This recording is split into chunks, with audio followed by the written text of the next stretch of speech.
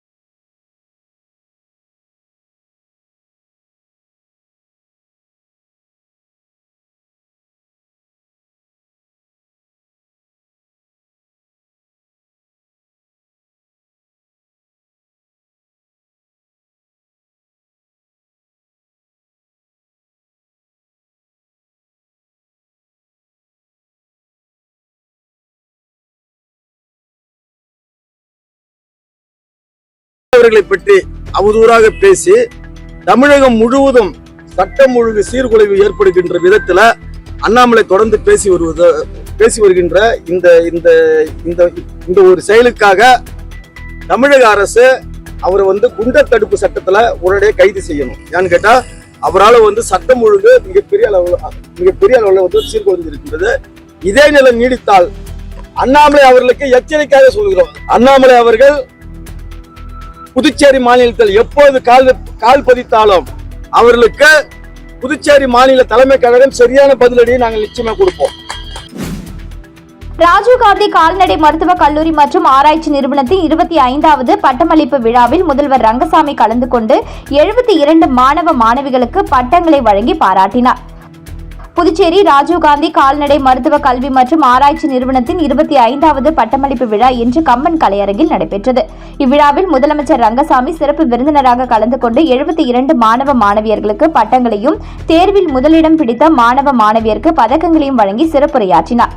இந்திய அரசு கால்நடை பராமரிப்பு துறை ஆணையர் டாக்டர் அப்ஜித் மித்ரா கலந்து கொண்டு பட்டமளிப்பு உரையாற்றினார்.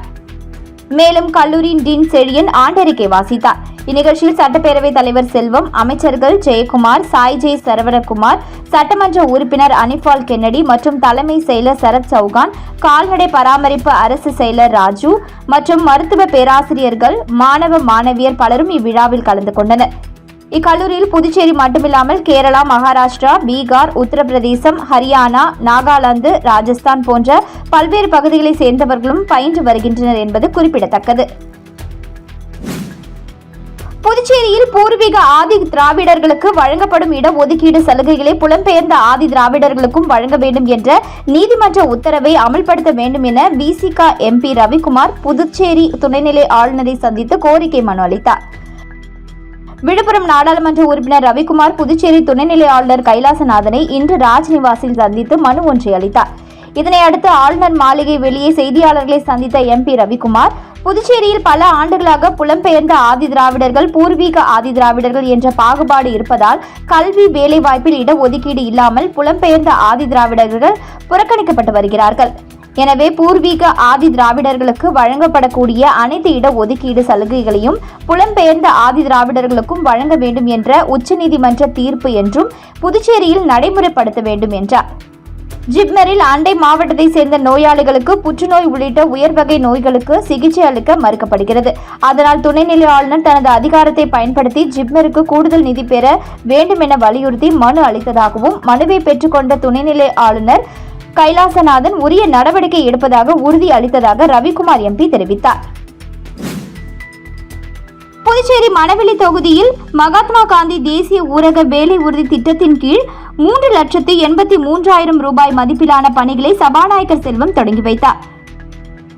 புதுச்சேரி அரசு வட்டார வளர்ச்சி அலுவலகம் அரியாங்குப்பம் வட்டாரம் சார்பாக மணவெளி தொகுதிக்கு உட்பட்ட பூரணாங்குப்பம் பகுதியில் மகாத்மா காந்தி தேசிய ஊரக வேலை உறுதி திட்டத்தின் கீழ் 3,83,000 ரூபாய் மதிப்பில் பணிகளை தொகுதி சட்டமன்ற உறுப்பினரும் சட்டப்பேரவை தலைவருமான செல்வம் இன்று தொடங்கி வைத்தார்.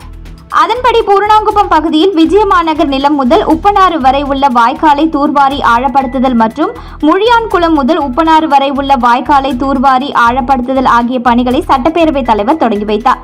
இந்நிகழ்ச்சியில் வட்டார வளர்ச்சி அதிகாரி கார்த்திகேயன், உதவி பொறியாளர் ராமன், இளநிலை பொறியாளர் சிவஞானம், பணி ஆய்வாளர் கணேசன் மற்றும் அப்பகுதி முக்கிய பிரமுகர்கள் உட்பட பலர் கலந்து கொண்டனர்.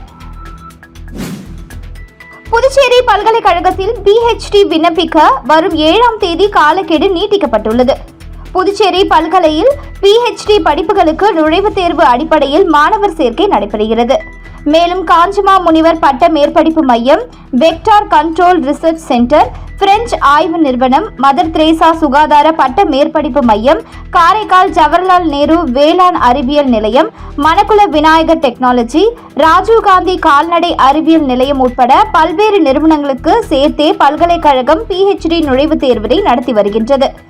இப்படிப்பினை பகுதி நேரமாகவோ அல்லது முழு நேரமாகவோ தொடரலாம்.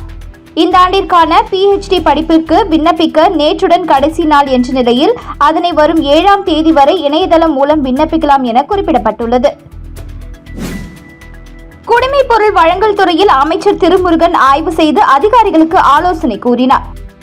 குடிமைப் பொருள் வழங்கல் மற்றும் நுகர்வோர் விவகாரங்கள் துறை அலுவலகம் வந்த அமைச்சர் திருமுருகன் ஆய்வு செய்தார். ஊழியர்களின் பணிகள் குறித்து தனித்தனியாக கேட்டறிந்தார். அலுவலகம் வரும் மக்களின் வீண் அலைச்சல், கால விரயத்தை தவிர்க்க ஆலோசனைகள் கூறினார். மேலும் துறையை சிறப்பாக நடத்த ஊழியர்களின் கருத்துக்களையும் கேட்டறிந்தார். ஆய்வுக் கூட்டத்தில் துறை இயக்குநர் சத்யமூர்த்தி, துணை இயக்குநர் தயாளன், அலுவலக கண்காணிப்பாளர்கள், ஊழியர்கள் கலந்து கொண்டனர். புதுச்சேரி கொக்கு பார்க் அருகே கிழக்கு கடற்கரை சாலையில் ஆக்கிரமிப்புகளை அகற்றும் பணியில் ஈடுபட்ட ஊழியர்களுடன் வியாபாரிகள் கடும் வாக்குவாதத்தில் ஈடுபட்டதால் பரபரப்பு ஏற்பட்டது. புதுச்சேரியில் சாலையோர ஆக்கிரமிப்புகளால் கடும் போக்குவரத்து நெரிசல் ஏற்படுவதாக வந்த புகாரை தொடர்ந்து நகர பகுதியில் உள்ள முக்கிய சாலைகளில் ஆக்கிரமிப்புகள் அகற்றப்பட்டன. இந்த நிலையில் கொக்கு பார்க் அருகே இருந்து கிழக்கு கடற்கரை சாலையில் உள்ள சாலையோர ஆக்கிரமிப்புகளை அகற்றும் பணி இன்று நடைபெற்றது. போலீசார் பாதுகாப்புடன் பொதுப்பணித்துறை, உழவர்கரை நகராட்சி அதிகாரிகள் முன்னிலையில் ஆக்கிரமிப்பு அகற்றும் பணியில் ஊழியர்கள் ஈடுபட்டனர். இதற்கு அங்கிருந்த வியாபாரிகள் ஒன்று கூடி எதிர்ப்பு தெரிவித்ததுடன் ஊழியர்களுடன் கடும் வாக்குவாதத்தில் ஈடுபட்டனர். இதனால் அப்பகுதியில் பதட்டமான சூழல் நிலவியது. இருப்பினும் போலீஸ் பாதுகாப்புடன் அதிகாரிகள் JCB இயந்திரம் மூலம் சாலையோர ஆக்கிரமிப்புகளை அகற்றினர். வில்லியனூர் தொகுதிக்கு உட்பட்ட இமாக்குலேட் பள்ளி மாணவிகளுக்கு இலவச சைக்கிள் மற்றும் மழை அங்கியினை எதிர்க்கட்சித் தலைவர் சிவா வழங்கினார். வில்லியனூர் தொகுதிக்கு உட்பட்ட இமாக்குலேட் உயர்நிலைப் பள்ளியில் பயிலும் மாணவிகளுக்கு இலவச ரெயின்கோட் மற்றும் சைக்கிள் வழங்கும் நிகழ்ச்சி பள்ளி வளாகத்தில் இன்று காலை நடந்தது. இந்த நிகழ்ச்சியில் தொகுதி சட்டமன்ற உறுப்பினரும் சட்டமன்ற எதிர்க்கட்சித் தலைவருமான சிவா கலந்து கொண்டு மாணவிகளுக்கு அரசின் இலவச சைக்கிள் மழைக்கோட்டை வழங்கினார். இதில் பள்ளி தலைமை ஆசிரியை ஆலிஸ் மேரி, ஆசிரியை ரீட்டா மற்றும் தொகுதி திமுக நிர்வாகிகள் உட்பட பலர் கலந்து கொண்டனர். புதுச்சேரியில் ஜிம் பயிற்சியாளரை கல்லால் தாக்கி கொலை செய்த 3 ரவுடிகள் மீது குண்டாஸ் சட்டம் பாய்ந்தது. புதுச்சேரி வம்பாக்கீரபாளையம் தெப்பகுளம் வீதியை சேர்ந்தவர் மணிகண்டன், ஜிம் பயிற்சியாளர். இவர் கடந்த மே மாதம் 29ஆம் தேதி உப்பளம் இந்திரா காந்தி விளையாட்டு அரங்கத்தின் பின்னால் சென்றபோது அங்கு மது அருந்து கொண்டிருந்த 4 பேர் கொண்ட கும்பல் தகராறு செய்து மணிகண்டனை கல்லால் தாக்கி கொலை செய்தது. இது தொடர்பாக உதயஞ்சாலை போலீசார் வழக்கு பதிந்து வம்பாக்கீரபாளையம் அசோக், திப்ராயப்பேட்டை கார்த்திகேயன், ஸ்ரீகாந்த் ஆகிய 3 கைது செய்தது. அவர்களில் அசோக் மீது 5 வழக்குகளும், கார்த்திகேயன் மீது 3 வழக்குகளும், ஸ்ரீகாந்த் மீது 2 வழக்குகள் உள்ளது. அதனை ஒட்டி 3வரையும் கலெக்டர் உத்தரவின் பேரில் உதயஞ்சாலை போலீசார் குண்டர் தடுப்பு சட்டத்தின் கீழ் வழக்கு பதிந்து இதற்கான உத்தரவை 3வரிடமும் நேற்று வழங்கினார். பங்கு சந்தையில் முதலீடு செய்தால் பணம் சம்பாதிக்கலாம் என 13,51,000 ரூபாயை மோசடி செய்த நபரை சைபர் கிரைம் போலீசார் தேடி வருகின்றனர். புதுச்சேரி நோனாங்குப்பம் பகுதியைச் சேர்ந்தவர் ராஜபாண்டியன். இவரை தொடர்பு கொண்ட நபர் பங்கு சந்தையில் முதலீடு செய்து அதிக லாபம் சம்பாதிக்கலாம் என ஆசை வார்த்தை கூறியுள்ளார். அதை நம்பி படிப்படியாக பணத்தை முதலீடு செய்தார். அதற்கான லாபம் அவருக்கு கிடைத்து வந்தது. அந்த ஆசையில் அவர் மேலும் 13,51,000 ரூபாயை பங்கு சந்தையில் முதலீடு செய்தார். அதனைத் தொடர்ந்து முதலீடு செய்ததற்கான லாப பணம் வராததால் சந்தேகமடைந்த அவர் அந்த நபரை தொடர்பு கொண்ட போது அவரிடமிருந்து எந்த பதிலும் கிடைக்காததால் மோசடி நபரிடம் ஏமாந்தது தெரியவந்தது. புகாரின் பேரில் சைபர் கிரைம் போலீசார் வழக்கு பதிந்து மர்ம நபரை தேடி வருகின்றனர். புதுச்சேரியில் ஒரு சில நாட்களில் வெள்ளை அரிசி ரேஷன் கடைகள் மூலம் வழங்கப்படும் என சபாநாயகர் செல்வம் தெரிவித்துள்ளார். அரியாங்குப்பம் வட்டார வளர்ச்சி அலுவலகம் சார்பில் மணவெளி தொகுதி பஞ்சாயத்து அளவிலான மகளிர் கூட்டமைப்பு மற்றும் மகளிர் சுய உதவிக்குழு பிரதிநிதிகளுடன் திட்ட ஆலோசனை மற்றும் கலந்தாய்வு கூட்டம் நேற்று நடந்தது. கூட்டத்தில் சபாநாயகர் செல்வம் தலைமை தாங்கி பேசுகையில், மகளிர் சுய உதவி குழுவினர் பால் உற்பத்தியை பெருக்க 100 மாடுகள் வரை வளர்ப்பதற்கு அரசு 1 கோடி ரூபாய் வரை மானியம் வழங்குகிறது. இதனை பயன்படுத்தி முன்னேற வேண்டும். மகளிர் தொழில் துவங்க அனைத்து உதவிகளையும் அரசு செய்வதற்கு தயாராக உள்ளது. ஒரு சில நாட்களில் வெள்ளை அரிசி ரேஷன் கடைகள் மூலம் வழங்கப்படும் என்றார். இந்த நிகழ்ச்சியில் வட்டார வளர்ச்சி அதிகாரிகள் கார்த்திகேயன், இணை வட்டார வளர்ச்சி அதிகாரி, அலுவலக ஊழியர்கள், சுய உதவி குழுக்களை சேர்ந்த 200க்கும் மேற்பட்ட பெண்கள் உள்ளிட்ட பலர் கலந்து கொண்டனர். உருளையன்பேட்டை தொகுதிக்கு உட்பட்ட சவரி ராயலூர் நாயக்கர் அரசு பெண்கள் உயர்நிலைப் பள்ளியில் பயிலும் மாணவிகளுக்கு விலையில்லா மிதிவண்டி மற்றும் மழை அங்கியினை தொகுதி எம்எல்ஏ நேரு வழங்கினார். புதுச்சேரி அரசு கல்வித்துறை மூலம் உருளையன்பேட்டை தொகுதிக்கு உட்பட்ட சவரி ராயலூர் அரசு பெண்கள் உயர்நிலைப் பள்ளியில் விலையில்லா மிதிவண்டி மற்றும் மழை அங்கி வழங்கும் நிகழ்ச்சி நடைபெற்றது.